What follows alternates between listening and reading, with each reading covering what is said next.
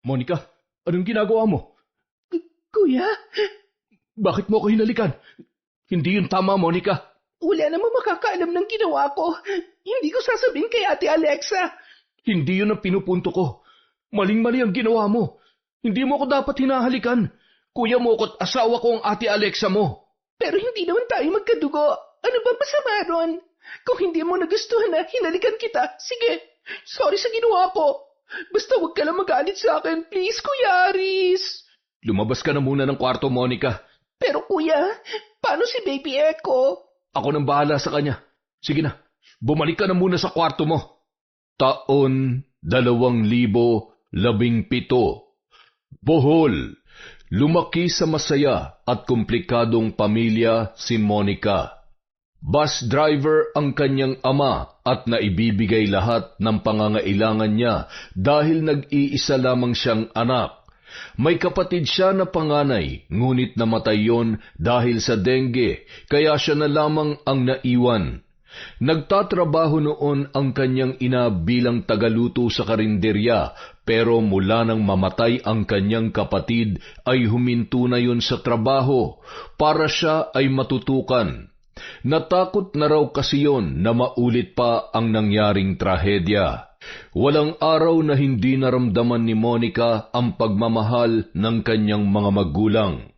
Pakiramdam niya noon ay siya na ang pinakamaswerteng anak sa buong mundo dahil hindi man sila mayaman, hindi naman niya nararamdaman o nararanasan na may kakulangan sa buhay. Ngunit kung gaano kaganda ang buhay niya nung nabubuhay pa ang kanyang mga magulang, ganoon din naman yon kabilis na naglaho nang maganap ang isang trahedya. Nasa eskwelahan pa noon si Monica nang mabalitaan niya na may sunog sa kanilang barangay. Ipinagsawalang bahala niya yon nung una sa pag-aakala na ligtas ang kanyang pamilya dahil sa pagkakaalam niya ay may lakad ang kanyang ina nung araw na yon. At nasa trabaho naman ang kanyang ama. Hanggang sa makatanggap na lamang siya ng tawag na kasama sa mga natupok ng apoy ang kanilang bahay at kasamang nasawi ang kanyang mga magulang. Tila gumuho ang mundo ng dalaga nung mga panahon na yon. Sa isang iglap lang ay nawala ang masayang pamilya na kanyang kinalakihan. Ngunit ang mas masaklap, hindi lamang mga magulang niya ang nawala, kundi pati ang nagsisilbing tahanan nila. Nang malaman ng kaibigan niyang si Dea ang nangyari, ay kaagad na kinausap ng dalaga ang mga magulang niya para pansamantalang patuloyin si Monica sa kanilang bahay.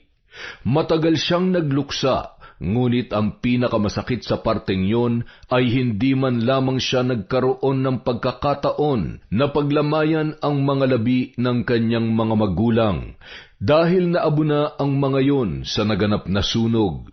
Maswerte na lamang siya na may nagmagandang loob na patuloyin siya kahit na hindi naman siya kadugo ng mga yon.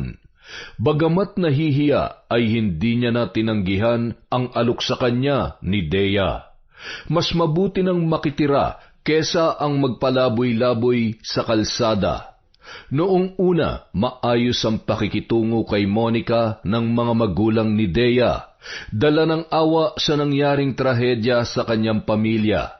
Hinayaan siyang makikwarto sa kaibigan at isinama na rin siya sa konsumo ng pagkain. Dahil hindi naman siya maaaring huminto sa pag-aaral ay pumapasok pa rin siya kahit nagluluksa pa sa pagkawala ng mga mahal niya sa buhay. Naghahati na lamang sila ng kaibigan sa pamasahe dahil maliit lamang ang kinikita ng ama ng dalaga sa pamamasada noon ng jeep.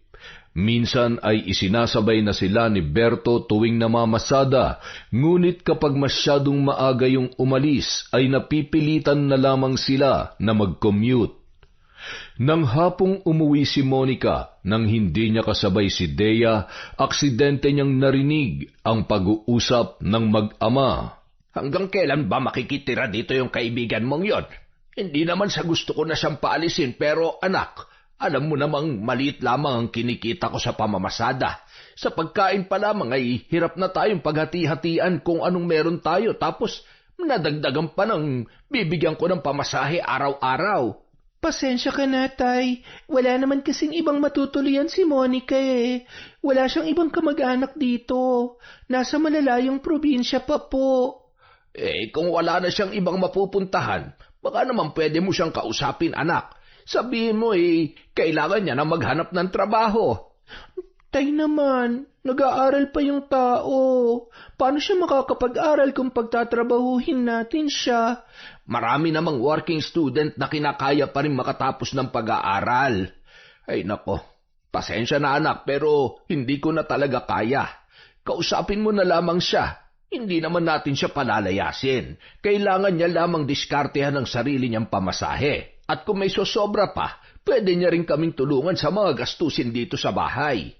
Dahil sa narinig ni Monica nung hapong yun, kaagad siyang naghanap ng mapapasukan.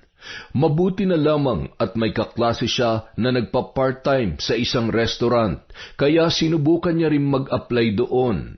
Bagamat mahirap balansehin ang oras ng pag-aaral at pagtatrabaho, tiniis na lamang niya kesa makarinig ng panunumbat mula sa tao na kumukupkup sa kanya.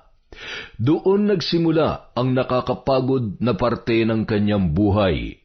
Trabaho sa umaga at aral naman mula hapon hanggang 10:00 ng gabi. Hindi madali ang pinili niyang kurso, ngunit yon ang gusto ng kanyang ama para sa kanya.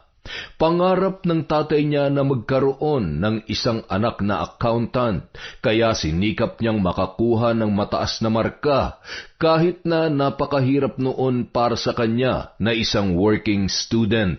Pinag-ipunan niya ang mga libro na kailangang bilhin. Mahalaga kasi yon sa kanilang klase. Istrikto ang mga instructor nila sa kolehiyo. Hindi sila maaaring pumasok sa klase nang walang dalang calculator at libro dahil sa bawat klase nila ay hindi sila nawawalan ng activity at surprise quiz. At nang magawa na niyang makaipon ng pera doon, tinamaan naman siya ng kamalasan sa araw na nakatakda siya magbayad ng mga in-order na libro. Nag-aabang siya ng masasakyang jeep nung hapon na yon para makauwi at makapagbihis bago pumasok sa kanyang klase. Dahil hindi pa siya nakakakuha ng pamasahe, inilabas niya ang kanyang wallet para kumuha ng barya. Ngunit pagkabukas noon, bigla na lamang may lalaking lumapit sa kanya. Bago pa man siya makapag-isip ng gagawin, natangay na ng lalaki ang kanyang wallet. Kumaripas agad yun ng takbo papalayo. Sinubukan niyang habulin ang snatcher pero bigo siyang maabutan yun. Napaluhan na lamang siya sa inabot na kamalasan. Hindi na niya alam ang gagawin nung mga sandaling yon. Wala na siyang pamasahe pauwi at wala na rin ang pinag-ipunan niya na pambili ng mga libro na kailangan niya sa pag-aaral. Ngunit maya-maya lamang ay huminto ang isang kotse sa kanyang harapan. Nagbaba ng bintana ang isang babae na may maamong muka. Bakas sa mukha noon ang matinding pag-aalala nang makita siyang umiiyak sa tabing kalsada. Miss, ano nangyari? Bakit ka umiiyak? Na-snatch po yung wallet ko. Nandun po yung pambayad ko sa in-order kong mga libro. Hindi po kasi kami pinapapasok sa klase kapag wala kaming dala nun, kaya kailangan ko na pong makuha. Sinubukan ko na pong pumabulan yung snatcher pero hindi ko na po naabutan eh. Napakawalang hiya talaga ng mga snatcher dito. Teka, malayo pa bang uwian mo? Kung gusto mo, tatawagan ko na lang ang mga magulang mo para naman mapuntahan ka. Wala na po akong mga magulang. Nakikitira lang po ako sa bahay ng kaibigan ko. Ganun ba? Kung okay lang sa'yo, ihahatid ka na lang namin ng asawa ko. Baka kasi kumapano ka pa rito eh. Wag na po. Nakakahiya naman po sa inyo. Tatawagan ko na lang po yung kaibigan ko. Nako, hindi mo kailangan mahiya sa amin. Gusto ko naming tulungan kaya kami huminto. Wala kaming gagawing masama sa iyo kaya sana pagkatiwalaan mo kami. Huwag ka mag-alala, hindi kami masamang tao. Ihahatid ka namin sa inuuwian mo ng ligtas. Yun lang. Salamat po, ma'am. Wala na po talaga akong ibang malalapitan kundi ang kaibigan ko pero alam kong gipit din siya ngayon kaya baka hindi niya rin po ako mapahiram ng pera kahit pamasahe man lang. Mabuti na lang pala at kami ang nakatsyempo sa iyo. Ako nga pala si Alexa. Pwede mo akong tawaging Ate Alexa para maging mas komportable ka. Halika, sumakay ka na. Pasensya na po kayo kung medyo madumi po ang sapatos ko. Ayos lang, ano ka ba? Teka, kumain ka na ba? Hindi pa nga po. Han, daan muna tayo sa fast food. Mag-takeout na lang tayo para kay... ano nga uling pangalan mo? Sorry, nakalimutan kong itanong kanina. Monica po. Yan po ang pangalan ko. O siya, sige, Monica, mag-takeout na lang tayo ng pagkain mo. Bigyan mo na rin ang mga kasama mo sa bahay. Salamat po talaga, ma'am. Ate Alexa na lang. Salamat po, Ate Alexa. Hindi lang yan ang gagawin ko, Monica. Ako nang bahala sa pambili mo ng libro. Dadagdagan ko na rin para may matira pang pambaon mo. Mahirap mag-aral ng walang libro. Ano bang course mo? BS Accountancy po, Ate Alexa. Required po kasi ang mga librong in-order ko kaya pinag-ipunan ko po talaga yon. Kaya lang, na-snatch naman po kanina yung wallet ko. Kung hindi po kayo huminto, hindi ko na po talaga alam ang gagawin ko. Salamat po talaga. Nakakailang pasalamat ka na.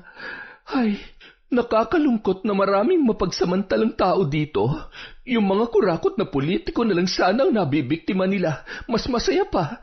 Pero kung mga kagaya mo na nagsisikap at nag-iipon ang binibiktima nila, nakakagalit yun ng sobra. Yun po talagang realidad sa aming mga kapus sa pera, Ate Alexa. Maraming kumakapit sa patalim. Pinili ko lang po na lumaban ng patas kesa mambiktima ng iba dahil hindi ko po alam kung anong hirap ang pinagdadaanan ng mga taong nakakasalamuha natin para gawan pa ng masama. Gusto ko kung paano ka mag-isip, Monica. Ipagpatuloy mo lang ang pagiging mabuti mo dahil malaki ang balik niyan sa'yo pagdating ng araw. Habang nasa biyahe, marami pang naikwento si Monica kay Alexa at sa asawa noon na nagpakilala bilang si Aris. Ikinwento niya sa mag-asawa kung paano siya napunta sa poder ng mga magulang ni Dea at kung anong pinagdaraanan niya para lang makaraos sa araw-araw.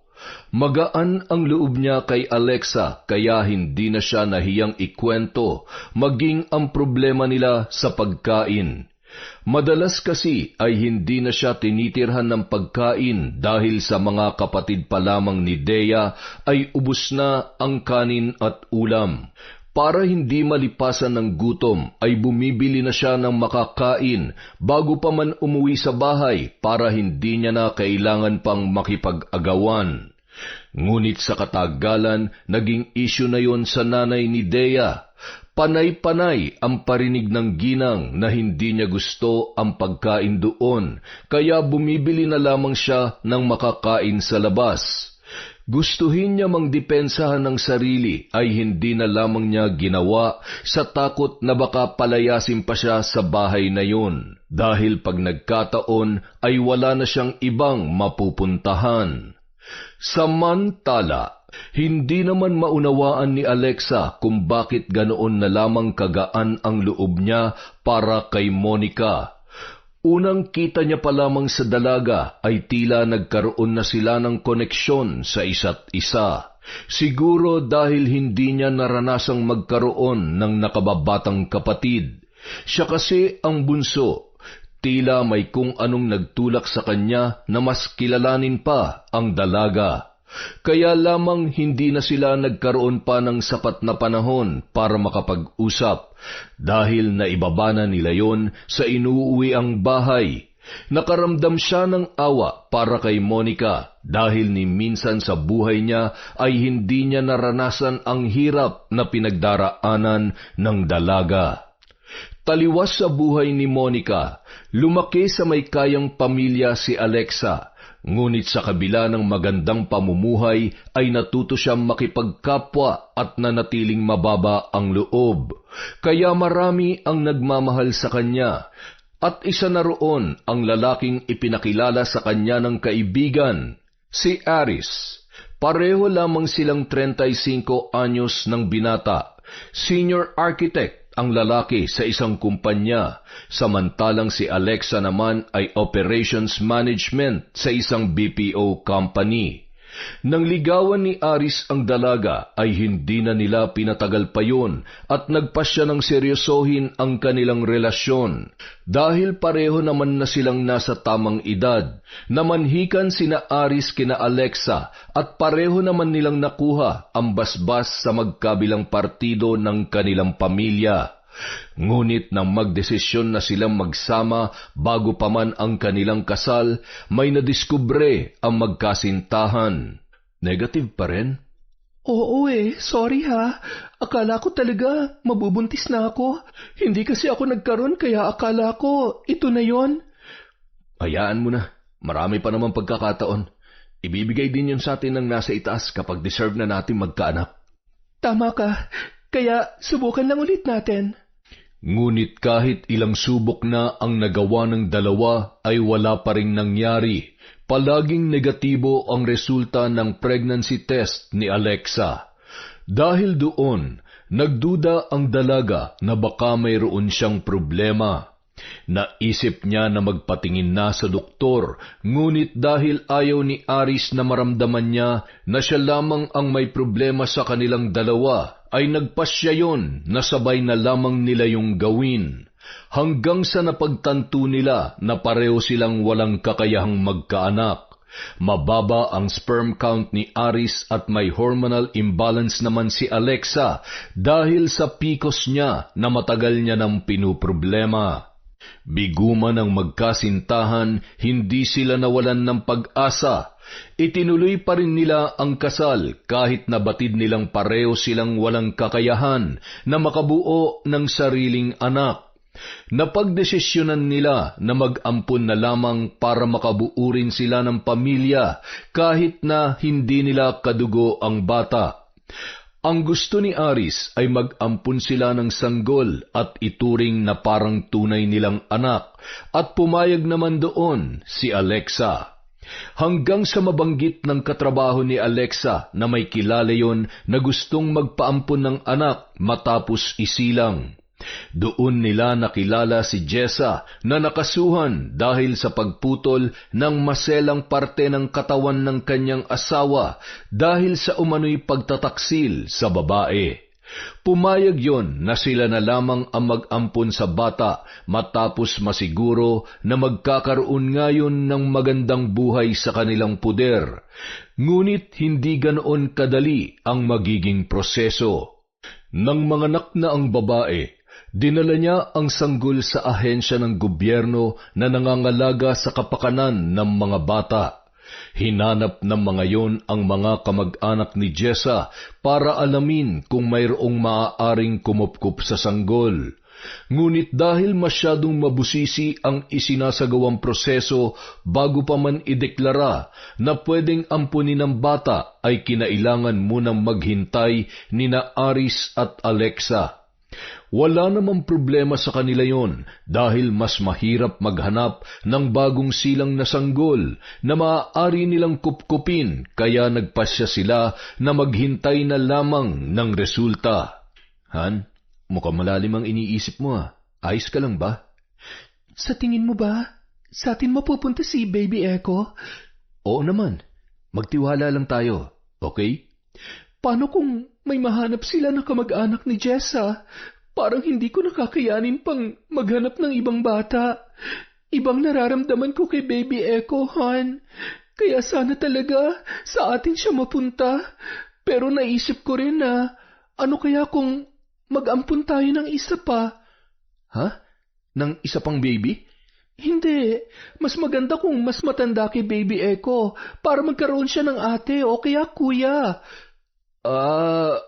O sige, kapag may nahanap tayo. Pero gusto ko sana yung mararamdaman ko rin ang nararamdaman ko nung nakita ko ang anak ni Jessa. Yun bang parang lukso ng dugo kahit hindi naman sila sa akin nanggaling? Syempre, ako rin. Mas masarap silang alagaan kapag ramdam natin na parang anak talaga natin sila. Tama ka dyan, Han. Teka, naalala mo ba yung estudyanteng tinulungan natin itong nakaraang linggo? Si Monica? Oo nga no. Bakit hindi ko siya naisip kaagad? Pero ang tanong, papayag kaya siya na kupkupin natin siya? O kaya baka maging problema natin ang mga magulang nung kaibigan niya? Kausapin natin sila, Han. Kung nahihirapan na sila financially, baka matuwa pa sila kung kukunin na natin si Monica. Sigurado ka na bang kukupkupin na natin siya? Pwede namang tulungan na lang muna natin siya o kaya bigyan ng trabaho yung hindi siya gaanong mabibigatan para makapag-aral din siya na maayos. Baka kasi mabigla siya kung sasabihin nating gusto natin siyang kupkupin, lalo na sa ganoong edad. Pero marami na siyang pinagdaanan, Han. Gusto ko siyang tulungan sa paraang hindi niya na kailangan pang paghirapan. Iba kasi ang naramdaman ko sa kanya eh. Para bang itinadhana talaga na magkakilala kami. Tingnan mo, kanina lang pinag-uusapan natin na mas maganda kung magkakaroon ng ate o kaya kuya si Baby Echo tapos naalala natin siya. Hindi ba parang tadhana na mismo nagtulak sa atin papalapit sa kanya? Pero mas maganda siguro kung mag-background check muna tayo, Han. Alam ko naman na mabuti ka talagang tao at gusto mo makatulong. Pero syempre gusto ko rin makasiguro bago natin siya papasukin sa bahay natin. Han, hindi na natin kailangan gawin yon. Nararamdaman ko na mabuti siyang tao, kaya please, kapag pumayag siya at yung kumupkup sa kanya, papalipatin na natin siya dito bukas. Sa tingin ko, sabik na sabik ka lang magkaroon ng bunsong kapatid, kaya gusto mo na siyang makasama agad-agad. Kung pwede lang na ako na lang ang maging magulang niya eh, pero pwede niya pa naman ako maging ate. Pasensya ka na kung ganito ko siya kagustong ampunin, ha? Naaawa kasi ako sa kanya eh. Hindi ko ma-imagine ang sitwasyon niya na hindi nakakakain na maayos kahit pagod na sa trabaho at sa klase niya. Mahirap nga namang makitira sa bahay ng iba. Kahit pa sabihing mabait ang kaibigan niya, siguradong may masasabi pa rin ang pamilya nun sa kanya, lalo na hindi naman siya kadugo ng mga yon. Sa bagay, tingin ko rin naman magkakasundo kayong dalawa. Kaya, sige, pumapayag na ako na sunduin natin siya bukas. Salamat, Han. Babawi na lang ako sa iyo kapag nandito na si Baby. Ano ka ba? Hindi mo naman kailangan bumawi. Kung saan ka masaya, syempre doon din ako. Pag-uwi ni Monica mula sa kanyang trabaho, napakunot ang kanyang noo nang makita ang pamilyar na sasakyan na nakaparada sa tapat ng bahay ni Nadea. Nagtataka siyang pumasok ng bahay. Doon ay tumambad sa kanya ang mag-asawang tumulong sa kanya matapos mabiktima ng snatcher. Nalaman niya na kinausap pala ni na Alexa at Aris ang mga magulang ni Dea para siya ay ipagpaalam. Gusto na raw siyang isama ng mga yon para kupkupin. Agad naman pumayag ang mag-asawang kumupkup sa kanya sa loob ng ilang taon dahil malaking kabawasan din yon sa gastos at konsumo nila sa pagkain. Binigyan nila si Monica ng sapat na panahon para makapagpaalam at makapag-ayos pa ng kanyang mga gamit. Hindi muna siya nakasama sa mag-asawa ng araw na yon dahil hindi siya maaaring lumiban sa kanyang klase. Ngunit kinabukasan, bumalik ang mag-asawa para siya ay sunduin. Abot hanggang tainga ang kanyang ngiti nang pagbuksan siya ni Aris ng pinto ng kotse. Napakabuti ng mag-asawang yon sa kanya. Hindi niya alam kung paano nangyari na gusto siyang kupkupin ng mga yon. Ngunit ang mas mahalaga sa kanya ay magkakaroon na siya ng bagong pamilya, kung saan tanggap siya at handa siyang tulungan nang walang kahit anong hinihinging kapalit. Sabik na sumakay sa kotse si Monica na tila hindi pa rin makapaniwala sa nangyayari.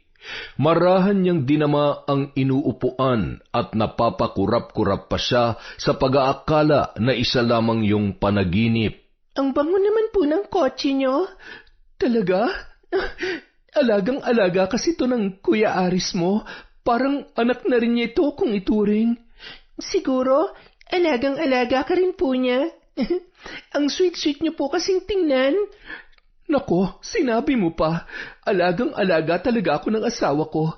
At ngayon makakasama ka na namin, ikaw naman ang aalagaan namin ng mabuti. Po, parang baliktad po yata. Di ba po, magtatrabaho ko sa inyo bilang kasambahay, kaya ako po dapat ang mag-aalaga sa inyo. Bakit? Akala mo ba sinundo ka namin para magtrabaho sa amin ni Aris? Hindi naman po sa ganon, pero hindi po ba dapat may gawin din po ako para makabawi naman ako sa inyo kahit papano? Hindi ka namin sinundo para gawing kasambahay kung yun ang iniisip mo sa amin kahapon. Ang gusto ko, makapagpahinga ka at makapag-aral ng maayos. Kaya kapag nasa bahay ka na namin, pwede kang tumulong sa mga gawaing bahay pero mas gusto namin pagtuunan mo ng pansin ang pag-aaral mo. Kung ganon, parang inaampun niyo na po talaga ako. Kaya lang, masyado pa kaming bata para maging mga magulang mo. Parang magkakapatid lang tayong tatlo. Kaya isipin mo na lang na ate at kuya mo kami, okay? Sige po, kung yun po ang gusto ninyo. Sinagot ni na Alexa at Aris ang lahat ng gastusin sa pag-aaral ni Monica. Kung noon ay pinoproblema pa ng dalaga kung paano hahabol sa klase dahil sa oras ng trabaho, sa pagkakataong yun ay hindi niya na kailangan pang pumasok sa dating pinagtatrabahuhan. Masipag naman siya at hindi kinakalimutang tumulong sa mga gawaing bahay, kaya maging ang katiwala sa bahay na si Rosa ay tuwang-tuwa sa kanya. Alam mo ba, iha? Ngayon ko palang ulit nakita na ganyang kasayang alaga ko. Alaga? Oo, kahit may asawa na yan si Alexa, gusto ko ako pa rin ang nag-aalaga sa kanya. Ako kasi ang nag-alaga sa kanya mula nung baby pa lamang siya. Dalaga pa ako noon, pero tingnan mo naman ngayon, kasal na siya at maganda na ang buhay. Manang Rosa, may gusto lang po sana akong itanong. Ano yon? Bakit wala pa po silang anak? Nako, kay Alexa mo na lamang itanong ang tungkol dyan. Mas mabuti kung siya na magsasabi sa'yo. Ganun po ba? Ay, siya nga pala. Tuwing Sabado pumupunta dito ang labandera. Ihanda mo na lang lahat ng mga maruruming damit mo para may sama ko sa ipapalaba. Po? Naku, hindi na po. Ako na pong bahala maglaba ng mga damit ko. Nakakahiya naman po kung ipapalaba ko pa. Wala na nga po akong ginagawa dito eh. Ay nako, masanay ka na. Kung pamilya ang turing sa'yo ni na Alexa at Aris, siguradong ibibigay nila lahat ng kailangan mo hanggat maaari. Pag-agaanin din nila ang buhay para sa'yo. Maswerte ka, iha. Napakabait ng kumupkup sa'yo. Oo nga po eh, kahit mapera po sila, hindi ko sila nakitang nagmataas o nagmaliit ng ibang tao, kaya po siguro mas lalo pang maraming blessing ang dumarating sa kanila. Ay nako, sinabi mo pa. O siya, halika na tulungan mo na akong maghanda ng mesa. Maya-maya lamang ay kakain na tayo. Bukod sa nagkaroon na ng sariling kwarto si Monica, ay binigyan din siya ni Alexa ng bagong cellphone at laptop na magagamit niya sa pag-aaral. Napalitan na rin ang mga luma niyang gamit sa eskwela at higit sa lahat, hindi niya na kailangang hatiin ang pera niya sa pamasahe, pagkain at pang-ambag sa mga gastusin sa bahay. Ang allowance na binibigay sa kanya ni Alexa ay para lamang sa pamasahe at pangkain niya sa eskwela. Ang iba pa niyang gastusin ay sasagutin na rin ng mag-asawa na kumupkup sa kanya. Wow, puro bago lahat ng gamit natin ngayon eh. Naka-advance ka ba agad sa boss mo? Boss? Hindi ko sila boss, no? Ate at kuya. Hoy, ikaw ha, masyado kang feeling. Hindi akala ko nga rin nung una magtatrabaho ako sa kanila eh. Tapos, bigla na lang sinabi sa akin ni Ate Alexa na gusto raw nila akong ampunin. Ha? Ang tanda mo na para ampunin na. Kaya nga hindi lang ako nakapangalan sa kanila pero parang ganun na rin ang tawag sa akin, ampon. Pero hindi na mahalaga sa akin kung ano pa man ang tamang tawag sa katulad ko. Basta parte na ako ng pamilya nila, masaya na ako ron. Sino ba naman ang hindi sasaya kung kaya nilang ibigay lahat ng pangangailangan mo, di ba? Beshi, masaya ako para sa'yo. Finally, gaganda na ang buhay mo. Swerte lang, alam mo, blessing in disguise talaga yung snatcher na tumangay ng wallet ko. Kung hindi ako nawalan nung araw na yon, hindi ko makikilala sina Ate Alexa at Kuya Aris. Kaya ikaw huwag mong sayangin ang tiwalang binibigay nila sa'yo. Mag-aral ka mabuti, tsaka sundin mo sila palagi. Bihira na lang ang mga ganyang klase ng tao. Yung tutulungan ka kahit hindi ka nila kaano-ano. Kaya nga saka alam mo, di ko inaasahan na sobrang bait din pala ni Kuya Aris. Ang sweet-sweet niya. Hoy, bakit parang iba yung tono mo? Huwag mo sabing crush mo yung Kuya Aris mo. Crush lang naman Saka alam mo naman na hindi pa ako nagkaka-boyfriend, diba? Kaya hindi pa ako marunong lumande. Pero baka matutunan ko rin yun soon. Hay nako, lumandi ka na sa kahit sino, wag lang dun sa kumupkup sa'yo. Malaking problema yan pag nagkataon kaya umayos ka, Monica. Baka yung tinatamasa mong karangyaan ngayon, mauwi lamang sa wala. Alam ko, wala naman akong balak na sirain ang relasyon ng mag-asawa, no? Sinabi ko lang naman na hinahangaan ko si Kuya Aris. Ganon kasi ang tipo ko sa mga lalaki Kaya ngayon, kapag may mandiligaw sa akin, kailangan nilang higitan si Kuya Aris. Kasi kung hindi na lang din ako magpapaligaw. Ewan ko sa'yo, ang ganda-ganda mo. Kaya imposibleng hindi ka makahanap ng ka-level ng Kuya Aris mo. Bakit pa alalang-alala ka? Hindi ko naman aagawin si Kuya Aris kay Ate Alexa. Malabo mangyari yon kasi di rin naman ako magugustuhan nun. Loyal siya sa asawa niya. Basta ako, nagpapasalamat na lang na naawa sila sa akin. Ang sarap kaya sa pakiramdam na sa wakas, nagkaroon na ulit ako ng pamilya. Baka naman pwede mo akong imbitahan sa bahay niyo minsan. Mag-group study tayo. Group study? Magkaiba naman tayo ng course. Bakit? Pwede naman tayo mag-aral na magkasama kahit hindi tayo pareho ng inaaral Siyempre gusto ko lang ma-experience yung kwarto na may aircon tapos maraming merienda. Sige, next week isasama kita.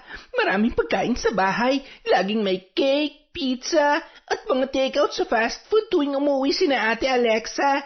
Nakakaingit ka naman, Beshi. Mukhang mala prinsesa ka na talaga dun Sinabi mo pa.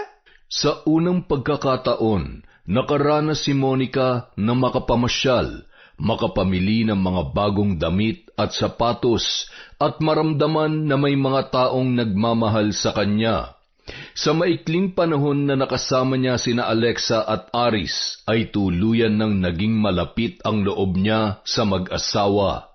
Parang ayaw na niyang mawala lahat ng tinatamasa niya, lalo na ang pagmamahal na ibinibigay ni Alexa na hindi lamang kapatid ang turing sa kanya, kundi para na ring isang tunay na anak. Samantala, labis naman ang tuwa ni Alexa nang malamang may resulta na ang proseso ng pag-aampon nila sa anak ni Jessa.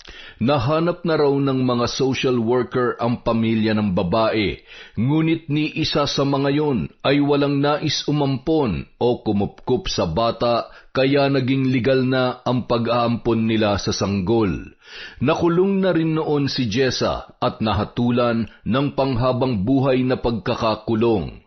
Naisip ni Alexa na matutuwa si Monica kapag nalaman ng dalaga na magkakaroon na yon ng aalagaan at maituturing na nakababatang kapatid, tulad ng kanyang naramdaman nung una pa lamang na sila ay magkakilala. Kaya naman, nagpasya silang mag-asawa na hindi na lang muna yon banggitin para isurpresa si Monica. Nung araw na yun, naisipan ng dalaga na imbitahan si Dea na doon matulog sa bago niyang tinutuluyan para kahit isang gabi lamang ay maranasan din ng kaibigan niya kung ano ang klase ng buhay na mayroon siya nung mga panahon na yon. Ngunit pagdating nila sa bahay, hindi niya inaasahan ang sasalubong sa kanya. Surprise! Ate, kanino pong anak yung karga nyo? Pasensya ka na kung hindi namin agad nasabi sa iyo, ha. Naisip kasi ni Alexa na isurpresa ka na lang namin dahil siguradong matutuwa ka kapag nakilala mo na si Baby Echo. Pwede mo siyang ituring na nakababata mong kapatid. Ha? Kapatid? Oo, bakit? Ayaw mo ba? Hindi naman po sa ganon. Nagulat lang po ako na mag-aampon pa pala kayo ng baby. Baby kasi talaga ang gusto kong ampunin. Pero dahil medyo komplikado ang naging proseso, ayun, natagalan pa bago namin makasama si Baby Echo. Mas masaya nga kung dalawa na kayo dito sa bahay na alagaan namin. Kapag hindi ka busy sa pag-aaral, pwede mo rin siyang alagaan. Sigurado ako na mamahalin mo rin siya na parang tunay mong kapatid. Teka, sino nga pala yung kasama mo? Ipakilala mo naman sa amin. Siya po pala si Dea, yung kinukwento ko po sa inyo noon. Oo, naalala ko siya. Hindi ko lang siya na-meet nung sinundo ka namin sa bahay nila, pero mabuti at isinama mo siya rito. Hi, Dea. Welcome ka dito sa bahay namin, ha? Sana mapadalas ka rito para may makakwentuhan naman si Monica. Palagi kasi kaming busy eh. Nako, ituring mo na rin na parang bahay niyo ito, kaya huwag ka mahihiya. Maraming pagkain sa pantry. Kung gusto niyong magpaluto, magsabi lamang kayo kay Manang. Salamat po, ma'am. Totoo nga po pala ang kwento ni Monica na sobrang bait niyo pong mag-asawa. Baka naman mamaya anghel na kami sa mga kwento ni Monica, ha? Naku, malapit na po. O siya, sige na. Simulan niyo na kung anong gagawin niyo. Mag-aral kayo mabuti, ha? Huwag kayong mag-alala. Soundproof ang kwartong ginagamit ni Monica, kaya hindi kayo may istorbo kahit maingay kami rito sa labas. Pupunta na po kami ron, ate, kuya. Pagkapasok sa sariling kwarto, galit na ibinato ni Monica ang dalambag at nakakuyom ang kamaong umupo sa gilid ng kama. Nagtataka naman siyang nilapitan ng kaibigan na si Dea. Hoy, ano yan? Bakit bigla kang tinopak dyan? Hindi mo ba nakita? May bago na silang ampon. Hindi na ako magtataka na isang araw, paalisin na nila ako rito dahil baby naman pala talagang gusto nilang ampunin at hindi isang kagaya ko na matanda na para aligaan pa. Hala siya? Nagsaselos ka ba dun sa baby? Pambihira ka naman babae ka? Wala pang malay sa mundo yon. Tsaka hindi mo ba narinig ang sinabi nila kanina? Magiging kapatid mo raw yon. Ibig sabihin, parte ka pa rin ng pamilya. Walang dahilan para mag-inarte ka dyan. Ano ka ba? Pwede ba? Hindi mo kasi naiintindihan ang nararamdaman ko kaya nasasabi mo yan. Ngayon ko palang nararanasan na magkaroon ng pamilya.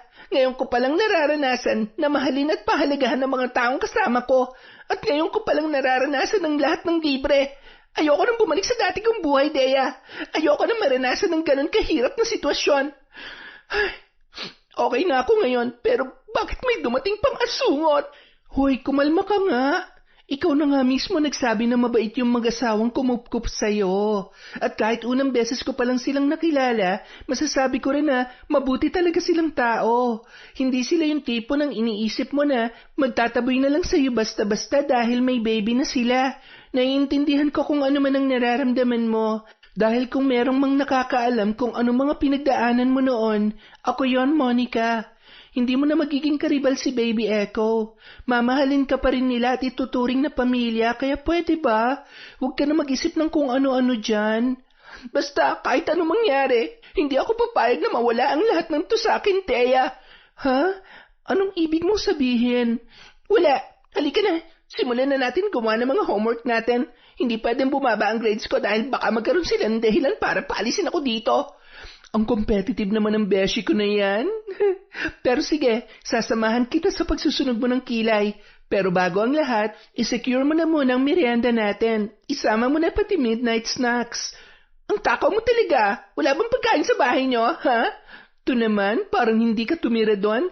Alam mo naman kung gaano kami karami, di ba? Kaya lahat ng pagkain namin, hating-hati talaga. Mukhang mapapadalas talaga ako dito dahil sa pantry nyo. Wala kasi nun sa bahay eh. Kaya ikaw, dalas-dalasan mo pag-iimbita mo sa akin dito, ha? Kung ganyang kakatakaw, hindi na kita isasama ulit, no? Baka ikaw pa makaubos na laman ng pantry namin. Sa tingin mo ba ganun ako kapatay gutom? Hoy, aminado ako na bihira lang ako makatikim ng masasarap na pagkain, pero hindi ako kagaya ng iniisip mo, no? Alam mo ikaw, napaka-sensitive mo ngayon. Hindi ka na ba pwedeng biruin? Yung tono mo kasi parang hindi ka naman nagbibiro eh. Masisisi mo ba ako?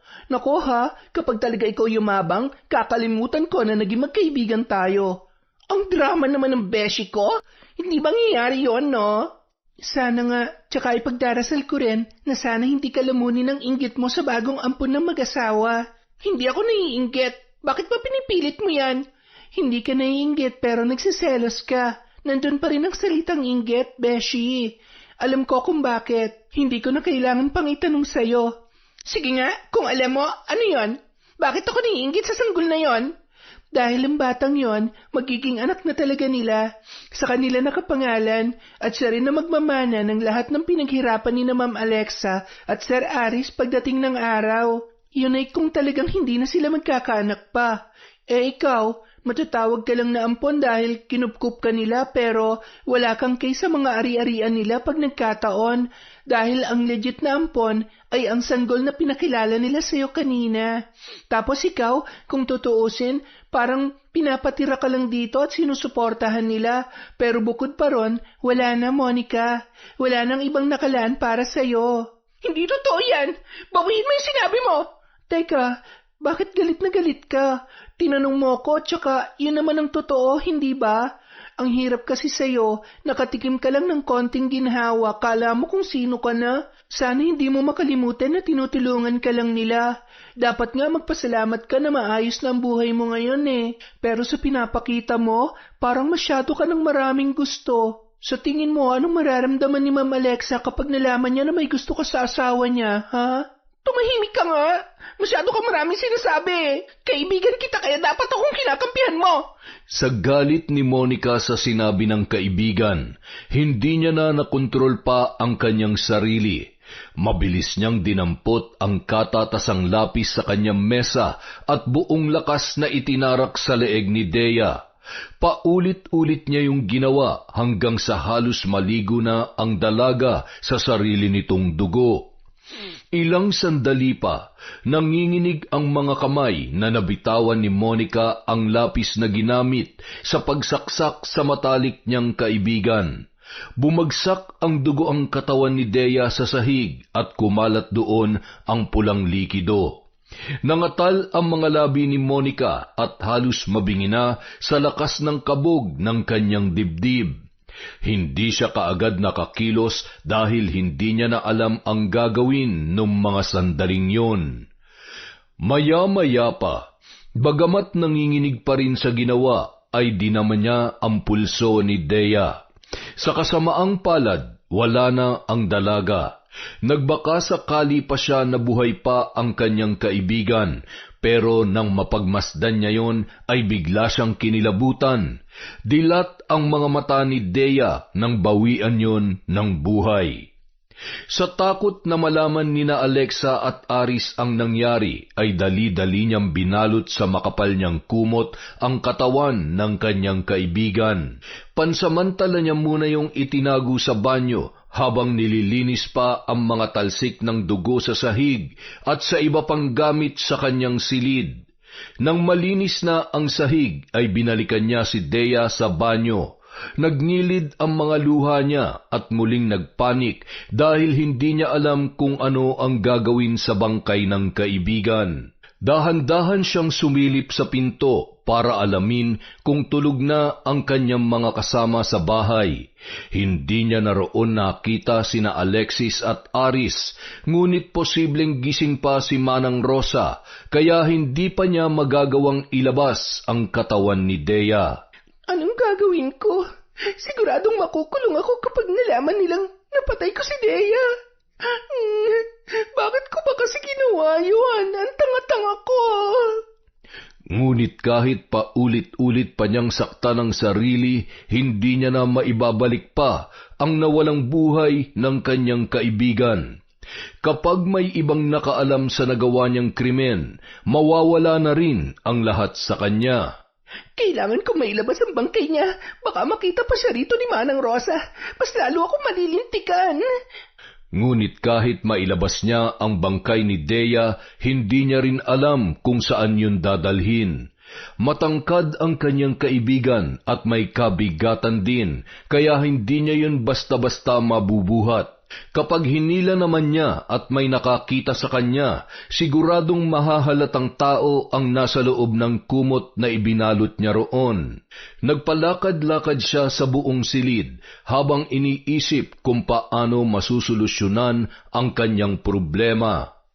Ilang sandali pa, dumako ang tingin niya sa malaking bag na pinaglagyan noon ng mga damit niya nung sunduin siya nina Alexa at Aris. Pero hindi Hindi rin kakasya sa bagang katawan ni Dea kahit baluktutin ko pa yon. Pero maliban na lang kung... Natigilan ang dalaga sa kanyang naisip. Ngunit dahil wala na siyang magagawa ay kinailangan niya na yung gawin. Nagpalit siya ng damit at saka lumabas ng silid. Natutulog na si Manang Rosa ng ganoong oras, pero gusto pa rin niyang makasiguro.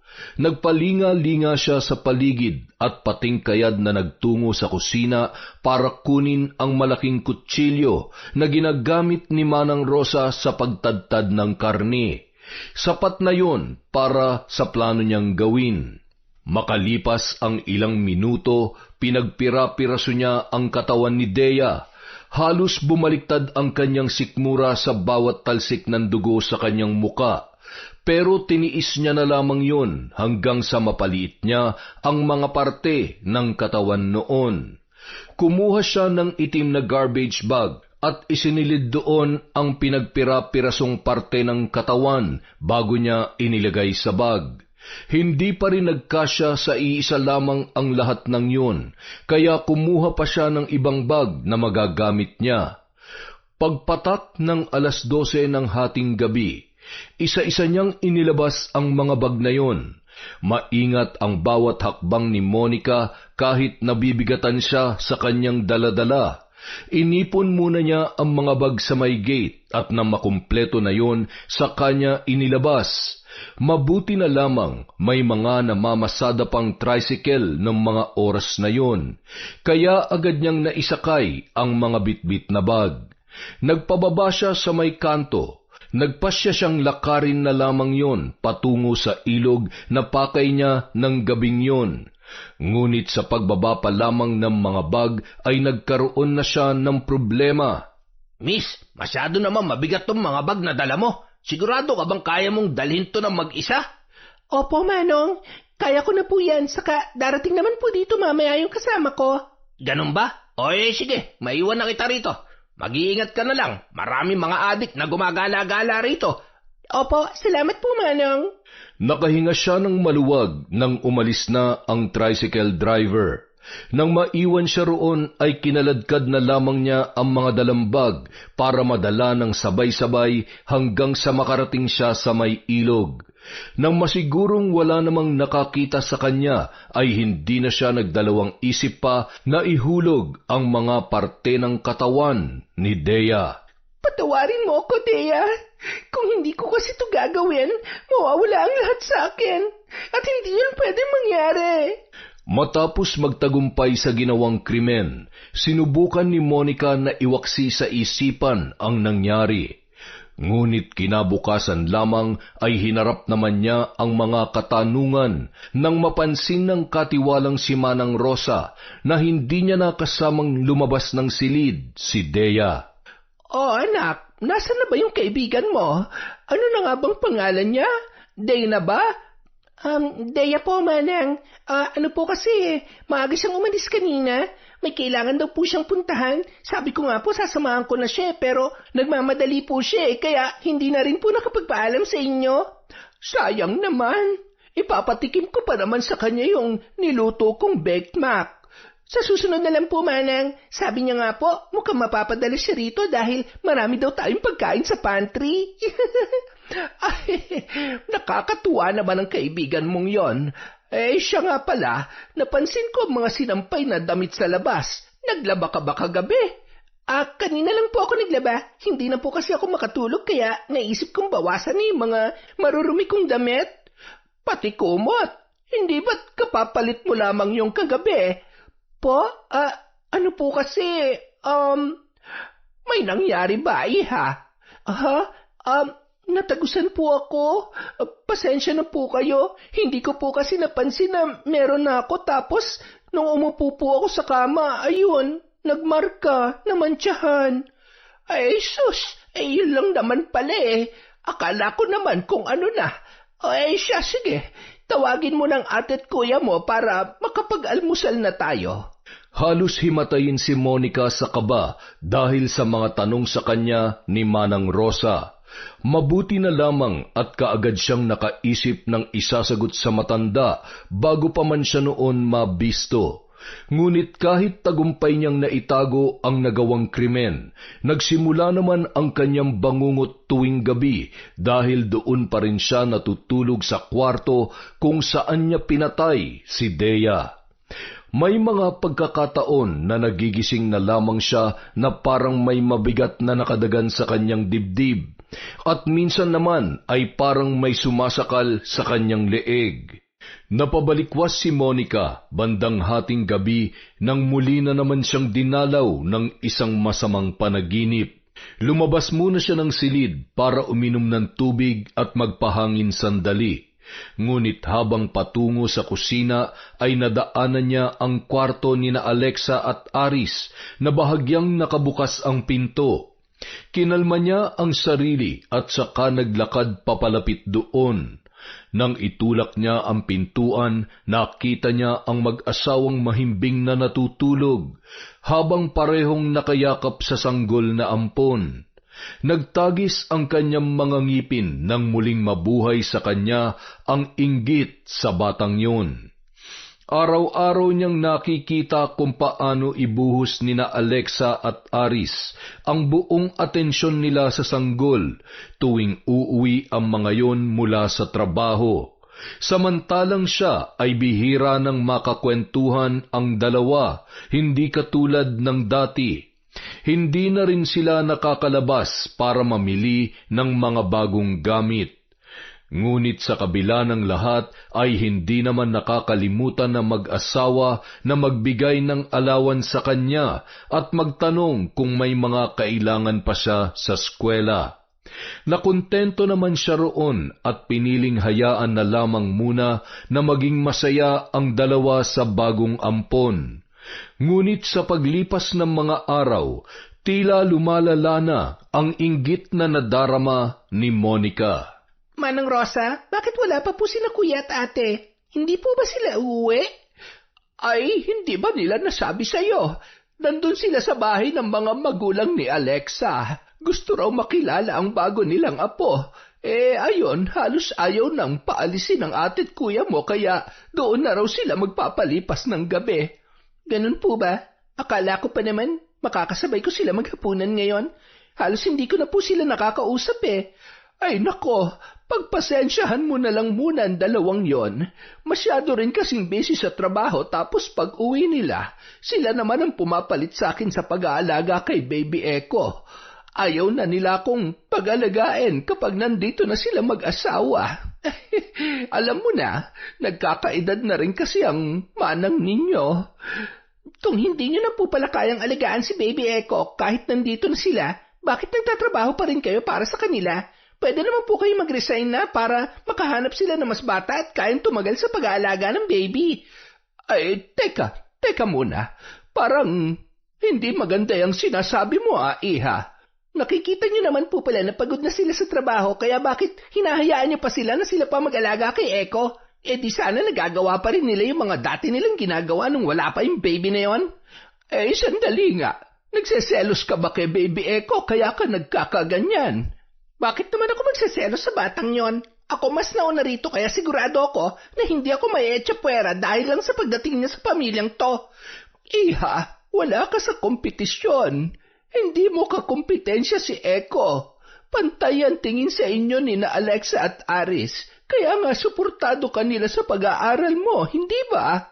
Pero mas marami na po silang oras kay Baby Echo. Hindi na nga po nila ako masabayan sa pagkain eh. Hindi na rin kami nakakalabas ng kami lang gaya ng ginagawa namin dati. Sino ba sa inyo ni Baby Echo ang mas kailangang alagaan at pagtuunan ng pansin? Matanda ka na. Kaya mo na ang sarili mo. Samantalang ang batang pinagseselosan mo, wala pang kamuwang-muwang sa mundo, kaya nangangailangan pa ng matinding pag-aalaga. Kaya ikaw na lamang sana ang umunawa. Ikaw ang mas may kakayahang makaunawa sa sitwasyon. Wala ka namang dapat ikainggit sa kanya. Mahal na mahal ka pa rin ng ate at kuya mo. Sa tingin mo ba, kung baliwala ka lamang sa kanila, bibigyan ka pa rin ng allowance at kukumustahin ka pa rin sa akin?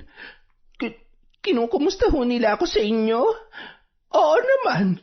Pero siyempre, hindi ko na yung sinasabi sa iyo dahil akala ko hindi ko na kailangang ipaalam pa. Pero ngayong alam ko nang may iba ka nang nararamdaman, baka kailangan ko na silang kausapin para manang Huwag niyo na po silang kausapin at kung pwede po, huwag niyo na lang sanang banggitin sa kanila ang mga nasabi ko. Pasensya na po kayo, medyo nagtampo lang po ako pero dahil sa mga sinabi niyo, mas naiintindihan ko na po sila. Sige, hindi ko na lang ipaparating sa kanila ang naging usapan natin. Basta, hindi na ito mauulit. Monica, ha? Opo, Manang, hindi na po talaga. Ngunit ang lahat ng mga salitang binitiwan ni Monica ng mga sandaling yun ay taliwas sa tunay niyang saloobin. Hindi pa rin mawala sa kanya ang inggit na nararamdaman para sa bagong ampon ng mag-asawa. Ayaw niya lamang na makarating sa mga yun ang tunay niyang saloobin dahil baka magbago ang tingin nila sa kanya. Higit sa lahat, ayaw niyang madismaya sa kanya si Aris. Iba ang sayang nararamdaman niya kapag napupuri siya ng lalaki. Hanggang sa mga panahong yun ay hindi pa rin nawawala ang kanyang paghanga kay Aris at habang tumatagal ay tila lalo pa yung lumalalim. Handa siyang gawin ang lahat para hindi masira ang tingin sa kanya ng lalaki dahil isa yon sa mga dahilan kung bakit mas gusto niyang manatili sa pamilyang yon. Nang makabalik sina Echo at Aris sa bahay, ipinakita niya kay Aris na tuwang-tuwa siya sa pagdating ni Echo. Nagpaturo siya kung paano kalungin ang sanggol at kung paano yon alagaan para makuha ang loob ni Aris. Hindi naman siya nabigo dahil mas napansin pa siya ng lalaki sa pagpapakita niya ng malasakit sa bata. Hindi nga ako nagkamali. Magkakasundo nga talaga kayo. Bagay na bagay kang maging ate niya. Talaga, Kuya Aris? Oo naman. Kung wala ka nga lang sanang pasok, mas madalas kayong magkakasama ni Baby Echo Si Ate Alexa nga po pala, nasaan siya? Hindi raw siya makakauwi ngayon. Nasa ospital kasi ang daddy niya, kaya siya muna magbabantay. Kung ganon, kayo po muna mag-aalaga kay Baby Echo ngayong gabi? Oo, ganon na nga. Pwede ko po kayong tulungan, Kuya. Wala naman po akong pasok bukas, kaya ayos lang sa akin na mapuyat. Di ba may trabaho pa po kayo bukas? Mas makakapagpahinga po kayo kung tutulungan ko kayo sa pag-aalaga. Napakabait mo talaga. O sige, hindi na ako tatanggi pa. Kailangan ko rin talaga ng mahaba-habang tulog Kaya lang, bantayan pa si baby. Ako na po munang bahala sa inyo ngayong gabi. Hindi mabura ang ngiti sa mga labi ng dalaga ng gabing yun. Habang inaalagaan ang bagong ampon ng mag-asawa, sinamantala niya ang pagkakataon para mapagmasdan ng malapitan ang lalaking kanyang hinahangaan. Dahil mahimbing ang tulog ni Aris ay wala yung kaalam-alam sa kanyang ginagawa. Marahan niyang binuhat ang katabing sanggol para bahagyayong ilayo kay Aris. Pumwesto siya sa gitna para sila na ang magkatabi. Itinukod niya ang siko sa unan at matamang pinagmasdan ang muka ng lalaki na nagparamdam sa kanya ng tunay na pagmamahal bukod sa kanyang ama. Kung alam mo lang kung gaano kita kagusto, Kung wala lang sana si Ate Alexa, siguradong magugustuhan mo rin ako. Gusto kong magustuhan mo ako ng higit pa sa isang kapatid, Aris. Akmang hahalikan na ni Monica si Aris nang bigla na lamang umiyak si Echo. Nataranta ang dalaga kaya dali-dali siyang umalis ng kama. Sa pagmamadali, nawalan siya ng balanse at sumubsob ang muka sa sahig. Mabuti na lamang at masyadong mahimbing ang tulog ni Aris kaya hindi yun nagising sa kabila ng nagawa niyang ingay. Nang makatayo ay matalim niyang tiningnan ang sanggol. Kahit kailan talaga buwisit ka sa buhay kong bata ka. Inagaw mo na nga sa akin ang atensyon nila. Pati ba naman ang plano ko sisirain mo pa? Humanda ka sa akin. Mag-enjoy ka sa atensyon binibigay nila sa'yo dahil yan na ang huli. Sa kabila ng unang pagkabigo ay itinuloy pa rin ni Monica ang plano niya ng gabing yun. Sinubukan niyang halikan si Aris habang natutulog. Ngunit kalalapat pa lamang ng labi niya sa lalaki nang muling umiyak si Echo. Doon na rin tuluyang nagising si Aris. Pagkamulat ng kanyang mga mata ay tumambad sa kanya ang muka ni Monica. Dala ng pagkagulat ay naitulak niya ang dalaga. Monica, anong ginagawa mo? Kuya? Bakit mo ako hinalikan? Hindi yun tama, Monica. Wala namang makakaalam ng ginawa ko. Hindi ko sasabihin kay Ate Alexa. Hindi yun ang pinupunto ko. Maling-mali ang ginawa mo. Hindi mo ako dapat hinahalikan. Kuya mo ako't asawa ko ang Ate Alexa mo. Pero hindi naman tayo magkadugo. Ano ba masama ron? Kung hindi mo nagustuhan na hinalikan kita, sige. Sorry sa ginawa ko. Basta huwag ka lang magalit sa akin, please, Kuya Aris. Lumabas ka na muna ng kwarto, Monica. Pero kuya, paano si Baby Echo? Ako nang bahala sa kanya. Sige na, bumalik ka na muna sa kwarto mo. Labis na nasaktan ng dalaga sa naging pagtrato sa kanya ni Aris.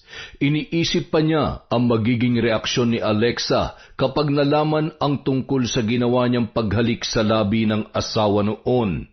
Habang abala sa pagbabantay sa ospital, dumagdag pa ang matinding iritasyon niya sa batang dahilan kung bakit siya nabisto ni Aris.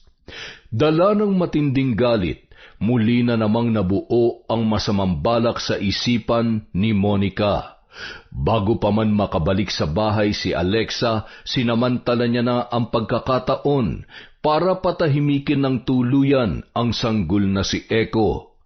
Kinabukasan, pagkaalis ni Aris ay sinimulan niya na ang kanyang plano. Kasalukuyang naghuhugas ng mga bote ng gatas si Manang Rosa nang dahan-dahan niyang nilapitan ang crib na kinaroroonan ng inosenteng sanggol. Mahimbing pa ang tulog noon. Nakangisi niyang kinuha ang maliit na unan sa tabi ng bata at walang alinlangang itinakip sa mukha noon. Hindi na nakaiyak pa ang kaawa-awang sanggol sa kahayupan na ginawa ni Monica. Nang masigurong wala na yung buhay, ay nagmamadali na siyang bumalik sa kanyang silid at agad na pumasok ng banyo para maligo. Kaya naman nang mapagtanto ni Manang Rosa na wala ng buhay ang alaga at pasukin ang silid ng dalaga para humingi ng tulong, ay naroon pa siya sa loob ng banyo. Manang, ano nangyari? Paano nangyaring bigla na lamang hindi humihinga si Echo? Ay, hindi ko rin alam, anak. Naguhugas lamang ako kanina tapos pagbalik ko ay napansin ko kaagad na parang may kakaiba kay Baby Echo. Itinapat ko ang daliri ko sa may ilong niya at dinama ang pulso niya pero wala na talaga siya. Manang, hindi po ba siya nadaganan ng unan o kumot? Malabong mangyari yon dahil bantay sarado ko ang bata. Kaya hindi ko talaga alam kung bakit bigla na lang siyang nalagutan ng hininga. Sandali, si Monica, nasaan siya? Han, bakit mo hinahanap si Monica? Manang, nasan si Monica kanina nung iwanan mo si Baby Echo? Nasa kwarto niya. Naliligo siya sa banyo kanina nung pumasok ako ron para humingi ng tulong. Napuno ng pagluluksa ang dati masayang tahanan nina Alexa at Aris. Ngunit sa ilang gabing nakaburol doon ang sanggol ay palagi ring wala si Monica. Nagdadahilan na lamang ang dalaga para makaalis at makaiwas sa presensya ng mag-asawa. Samantala, bagamat nagluluksa ay hindi mawala-wala sa isip ni Aris ang ginawa sa kanya ni Monica. Dumagdag pa ang tila kakaibang kinikilos ng dalaga ng mga nakaraang araw.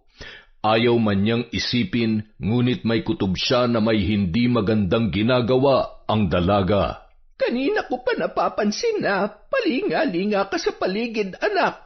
May hinahanap ka ba? Si Monica po, hindi pa rin po ba siya umuwi? Hindi pa. Kahapon pa umalis ang batang yon. Ang sabi ay meron daw silang group study. Hindi ko man lang siya nakitang nagluksa para kay Baby Echo. Anong ibig mong sabihin? Ay, Manang, alam kong pwede niyo akong pagdudahan sa sasabihin ko sa inyo pero naninibago po ako ngayon kay Monica. Parang nag-iba na siya nitong mga nakaraang linggo eh. Napansin ko nga na iba na ang pakikitungo mo sa kanya. May ginawa ba siya para maisip mo yan, anak? Manang, naaalala niyo nung nagbantay si Alexa sa ospital? Nagmagandang loob si Monica na alagaan si Baby Echo kaya akala ko babantayan niya lang talagang anak namin. Pero nagising na lang ako na hinahalikan niya na ako sa labi, Manang. Ano? Ginawa niya yon? Opo, Manang. At tinanong ko na siya tungkol doon pero iniiwasan niya lang ako. Sa totoo lang, maging ako ay naninibago na rin sa kanya. Parang may kakaiba sa kanya mula nang isama niya rito si Dea.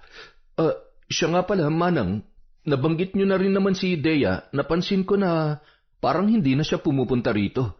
Nako, paanong pupunta rito eh? Nawawala nga yung batang yon. Nagpunta pa nga rito ang nanay niya para magtanong dahil akala nila naglayas at pinagtatakpan lamang ni Monica. Ibig sabihin, nawawala po si Dea? Ganoon na nga. At nakapagtataka na hindi ko man lang nakita si Monica na nag-alala o naghahanap sa kaibigan niya, samantalang para na magkapatid ang turingan nilang dalawa.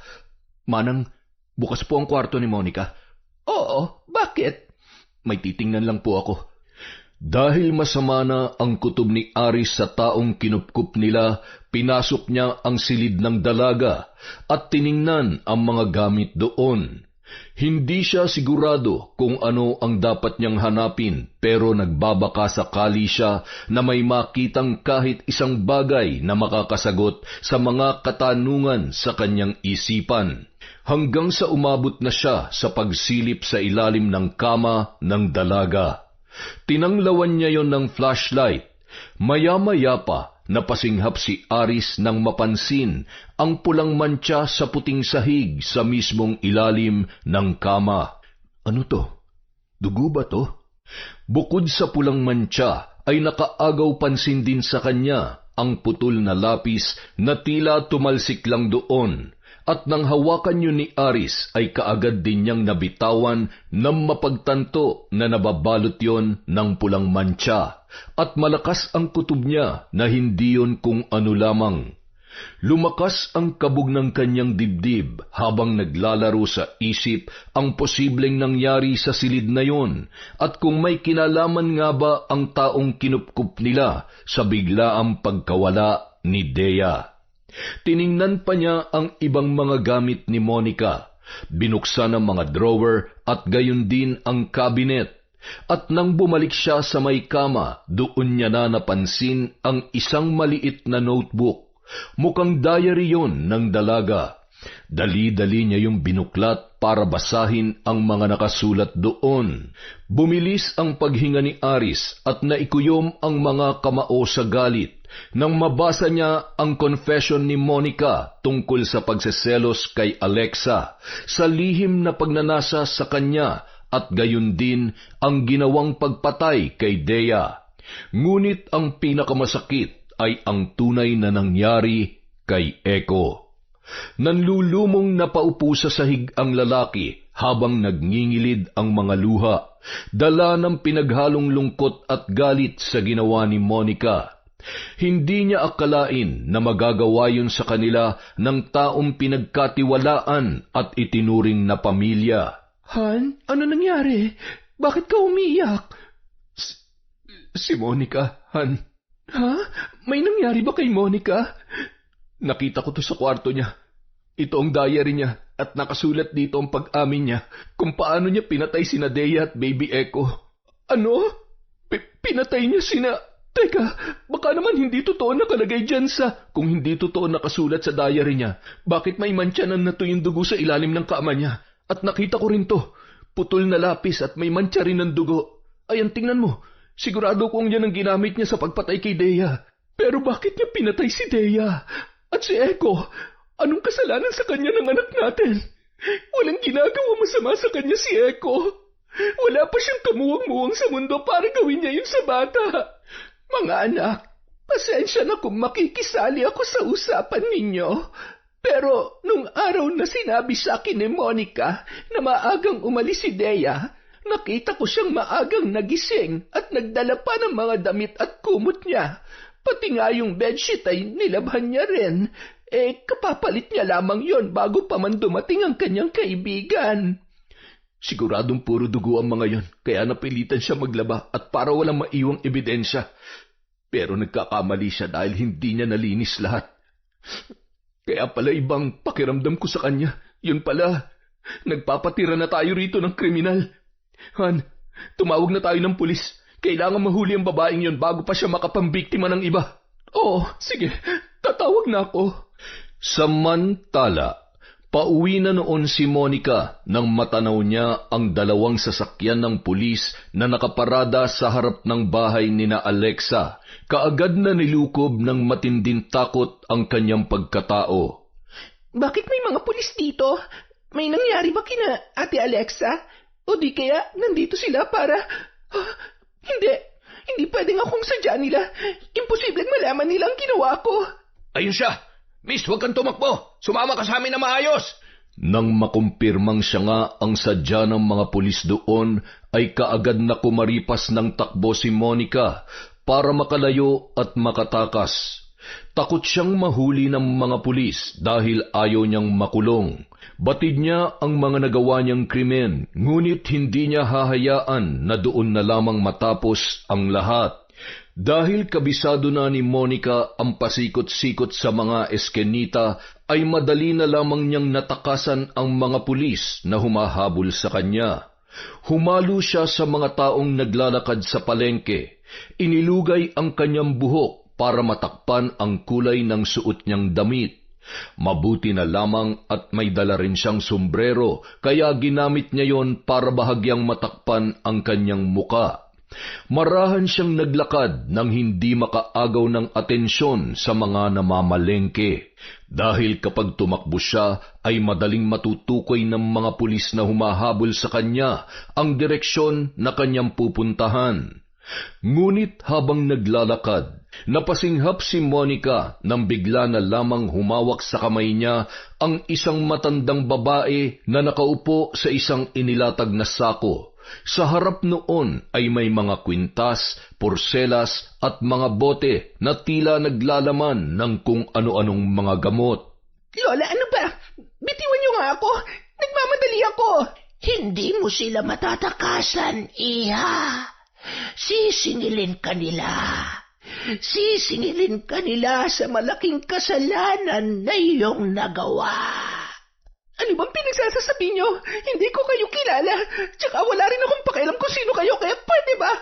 May bahid na ng dugo ang iyong mga kamay. Kahit anong hugas pa ang gawin mo, hindi na matatanggal ang mantsang yan. Darating ang matinding karma sa'yo at wala ka nang kawala pa. Sa hindi malamang dahilan ay biglang kinilabutan si Monica sa sinabing yon ng matandang tindera. Ngunit dahil sa pagmamadali niya ay tinalikuran na lamang niya yon para makalabas ng palengke at tuluyan ng makalayo.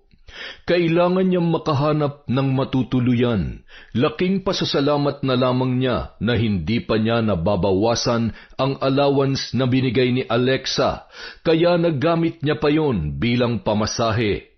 Hindi niya alam kung saan siya pupunta.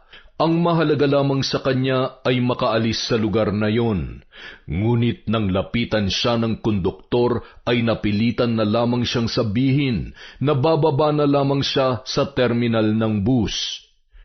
Pagdating niya roon, nagpasya na lamang siyang matulog sa hintayan ng mga pasahero dahil wala na siyang ibang mapupuntahan. Niyakap niya ang dala niyang bag. Nakatulog siya sa ganoong posisyon, ngunit dahil sa pagod sa kalalakad at katatakbong ginawa niya para makatakas, ay nakatulog siya ng mahimbing, hanggang sa hindi niya namalayan na may nagnakaw na ng kanyang mga gamit. Nang magising ang dalaga, kaagad na nagpanik si Monica nang mapagtanto na wala na ang kanyang bag. Wala na rin siyang cellphone at pera, kaya halos mabaliw na siya ng mga sandaling yon. Nanlulumo siyang bumalik sa inuupuan at napayuko na lamang habang nagngingilid ang kanyang mga luha. Ngunit maya-maya pa, natigilan siya nang mapansin ang pamumula ng kanyang braso. Kinakabahang kinapa niya ang kanyang muka at leeg. Napakunot ang kanyang noo nang maramdamang magaspang ang magkabilang pisngi na wari tinubuan na ng maliliit na butlig. Dali-dali siyang nagtungo sa pampublikong banyo sa terminal para tingnan sa salamin kung ano ang nangyari sa kanyang muka. Ilang sandali pa, nanlaki ang kanyang mga mata nang makumpirma ang kanyang hinala. Halos mapuno na ng butlig ang magkabila niyang pisngi, pababa sa kanyang leeg. Unti-unti na rin siyang nakakaramdam ng pangangati. Bigla siyang nahiya nang pinagtitinginan na siya ng mga pasaherong naroon para magbanyo. Ang iba ay tila diring-diri na lumayo sa kanya. Anong tinitingin-tingin nyo, ha? Ang aarte nyo? Hindi naman kayo magaganda. Tsaka nyo nga eh. Pagkasabi noon, kaagad na siyang umalis ng terminal para maghanap ng ibang lugar na mapagtataguan. Hindi siya maaaring makita ng ibang tao sa ganoong kalagayan dahil tiyak na siya ay pandidirihan ng mga yon. Dahil wala nang ibang mapupuntahan ay umabot na siya sa ilalim ng tulay kung saan tambak ang mga basura. Tiniis niya ang amoy ng samut-saring mga basurang nakatapon doon, pati na rin ang mga lamok na kumakagat sa kanyang balat. Lalong lumala ang pangangati niya hanggang sa magkasugat-sugat na ang buong braso niya at muka. Pakiramdam niya ay para siyang sinisilaban ng mga sandaling yun dahil sa hapdi ng mga sugat sa kanyang katawan. Dagdag pa ang kumakalam niyang sikmura. Napahagulhol na lamang siya sa isang sulok habang iniinda ang hapdi ng mga sugat at ang pananakit ng buo niyang katawan. Pakiramdam niya ay doon na siya babawian ng buhay. Wala na siyang nakikita ni katiting na pag-asang malalampasan pa niya ang kanyang kalagayan na yon. Ilang sandali pa, naalala niya ang sinabi ng matandang tindera na humawak sa kanyang kamay habang siya ay tumatakas. Mukhang tama nga ang matanda. Marahil ay dumating na ang paniningil sa kanya para sa malaking kasalanan na kanyang nagawa. Samantala, walang tigil sa pag-iyak ang ina ni Dea nang makumpirma na ang pira-pirasong katawan na natagpo ang palutang-lutang sa ilog ay ang kanyang anak na mahigit 1 linggo nang nawawala. Nalaman nila kung saan itinapon ni Monica ang pinutol-putol na parte ng kanyang anak dahil sa diary na ibinigay ng mag-asawang sina Alexa at Aris sa mga pulis. Binaybay ng mga yon ang ilog hanggang sa umabot sa may tulay kung saan naiipon ang mga basurang nakabara sa daluyan ng tubig. Inisa-isa nila ang mga plastik na naroon hanggang sa matagpuan ang hinahanap ng mga pulis.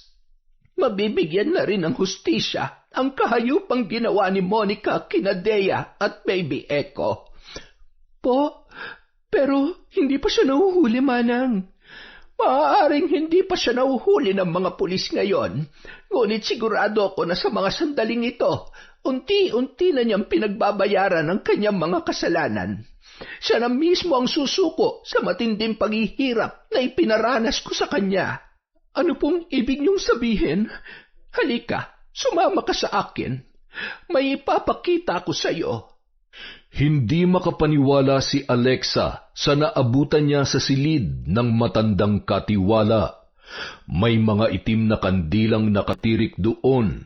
Nakaagaw pansin din sa kanya ang mga nakabukas na garapon, ngunit wala nang laman ang mga yon. Kahit hindi magsalita ang matanda, batid ni Alexa kung ano ang ginawa noon para maipaghiganti ang anak nila ni Aris. Akala ko noon ay hindi ko na muli pang tatawagin ang espiritu ng dilim para magsagawa ng ritual. Patawarin mo sana ako, anak, kung hindi ko na ito ipinaalam pa sa inyo ni Aris. Ngunit gusto kong turuan ng leksyon ang babaeng yon sa ginawa niya sa bata at sa kaibigan niya. Ano man ang kanyang dahilan ay hindi yun sapat para kumitil siya ng buhay ng iba. Ano na pong mangyayari kay Monica, Manang? Dalawa lamang ang maaari niyang hantungan. Ang isuko ang kanyang sarili o siya na mismo ang tatapos sa kanyang paghihirap. Pagsapit ng dilim, sunod-sunod ang naging pagduwal ni Monica. Nilukob ng takot ang pagkatao niya nang tumambad ang iba't ibang insekto sa itim na likidong nagmula sa kanyang bibig. Tila hinahalukay ang kanyang sikmura at kinakapos na rin siya ng hininga. Ayoko na. Hindi ko na kaya. Hirap na ako. Bagamat nang hihina at halos hindi na maigalaw ang ibang parte ng katawan dahil sa matinding kirot ng mga sugat at pamamaga ng kanyang kalamnan, ay pinilit niyang gumapang hanggang sa maabot ang ibabaw ng tulay. Nang makarating doon ay kumapit siya sa bakal na nagsisilbing harang doon at sinilip ang malawak at malalim na parte ng ilog. Patawarin sana ako ng Diyos sa mga nagawa kong kasalanan. Patawad, Ate Alexa, Kuya Aris, at sa pamilyang naiwan ni Dea. Patawad po sa inyong lahat. Yun na ang mga huling katagang binitiwan ni Monica bago siya sumampa sa bakal na harang ng tulay. Dala ng panghihina ay kusa na lamang siyang nahulog sa maruming ilog. Dumiretso pailalim ang katawan ng dalaga at doon na siya tuluyang nalagutan ng hininga. Makalipas ang ilang araw, nakarating na lamang kina Alexa at Aris ang balita tungkol sa natagpuang bangkay ni Monica na palutang-lutang sa ilog. Halos hindi na makilala ang dalaga dahil sa lumobong katawan sa matagal na pagkakababad sa tubig at dahil sa mga sugat na binahayan na ng mga uod. Halos bumaliktad ang sikmura ng mga residente na nakasaksi sa katawan ni Monica. Bagamat malaki ang naging kasalanan ng dalaga sa mag-asawa, ay kinuha pa rin nila ang bangkay noon para ipalibing. Nagpasya na lamang sila na patawarin na yon sa ginawang pagpatay kay Echo at ipinagpasa Diyos na lamang ang lahat. Para sa kanila ay wala rin naman silang karapatang manghusga sa kasalanan ni Monica dahil tanging ang nasa itaas lamang ang dapat na gumawa noon. Ngunit naging isang malaking aral sa kanila ang mga nangyari sa kanilang buhay. Kaya naman, nang mapagpasyahan nila muling mag-ampon, ay siniguro na nila na hindi na mauulit pa ang trahedyang idinulot sa kanila ng tao na minsan nilang itinuring na pamilya. Yon! Kwento na naman pong maganda. Maraming salamat po, unang-una sa lahat, sa inyong pakikinig na walang sawa sa pagsuporta sa Kwentong Enteng. Kaya po hanggang ngayon nandito pa rin ang channel na to dahil po sa inyo yan. Maraming salamat po, sobrang sobra po. At dahil dyan, meron tayong shoutout. Kita mo naman. Simulan natin kay Kim Bara. Hello po kay Liza Agado, kay Chris Alcantara, kay Vanessa Musico. Happy Monday nga po pala. Kay Francesca Liana. Hello kay Leonora Consensino, kay Ruben Isip, kay Maricon Aran. Hello po kay Baby ko Montes. Hi kay M. Rose OFW, kay Lourdes Simon. Hello kay Christy Gaitan, kay Belen Malbas, kay Ruby Rose. Shout out po kay Cataleja Soto, kay Manisan Mamot Mapadtaya. Hello din po kay Jane Palapus, kay Robert Crimen, kay Leonila Mempin from Plaridel, Bulacan, Bulol. Hi po sa anak ni Stephanie Faye at sa asong si Hayati from Banji, Ambile. Hello po sa Grefaldia Imperial at Transporto family from Maria Grace Grefaldia. Shout out po kay Baga Foro Nene. Hello din po kay Febe Ranyada, kay Leia Tan, sa Dordas family from Patrick Dordas. Hello po kay Jo Myra Mbek from Qatar. Hello din po kay Annie Plaza, kay Maria Lee Nakagawa, kay Betty Velasco. Shout out kay Ami Viray, kay Janet De Castro, kay Aning Lee. Hello po kay Filipina Palsario, kay Vanji Sambile, kay Pureza Tagiwalo. Hello kay Mira from Batangas, kay Roxanne Gaudicos, sa Daloso family at kay boyfriend na si Noli Lacorte from Lynn Kaunes. Hello po kay Judy Ann Banyadera, kay Scarlett Sky Maniego, kay Elizabeth Dungka, kay Hayashi Megan. Shout out kay Regan Machiko, boss. Hi din po kay Gay Somojo, kay Shawi from Saudi. Hello po kay Joy Corporal Frias from Camarines Sur. Shout out po kay Ramil Fariolin, kay Jessica Sobremonte, kay Abel Hipolito, kay Japi Portes, kay Sugar Ambudo from Reza Cambaliza. Hi po kay Teresa Barcelona, kay Lydia Lopez, kay Sally Roldan, kay Emma Dumato, kay Federico Ganagana, kay Resel Galope. Hi din po kay Roslyn Jimenez, kay Juvilin Camacho. Shout out kay Adela Lee, kay Kurt Mina. Hello din po kay Arnel Claridad, kay Marisa Villanueva, kay Monica Nieves, kay Janet Cisneros. Hi po kay Annalyn Queriones, kay Pamela Allen, kay Alma Naong, kay John Chris, Margie Banosong, kay Elsa Dinela, kay Isel at Gregorio, family of Batangas. Hi kay Valerie Joy Nadal, kay Richard Rivera, kay Rolando Elegado. Hello po kay Eden Cabreta. Hi din po kay Josefina Fuelias. Hi kay Dimples Yumi, kay Finky Rusi 14. Shout out kay Melvin Donaire, kay Estela Da Silva, kay Gemma Liagas, kay Jerlyn Arbado, kay Shiva Ledesma. Hi kay Marjorie Dequilia, kay Jean Rose Ampo, kay May Oliero, at syempre kay Honey Austria. Maraming salamat po mula sa Kwentong Enteng.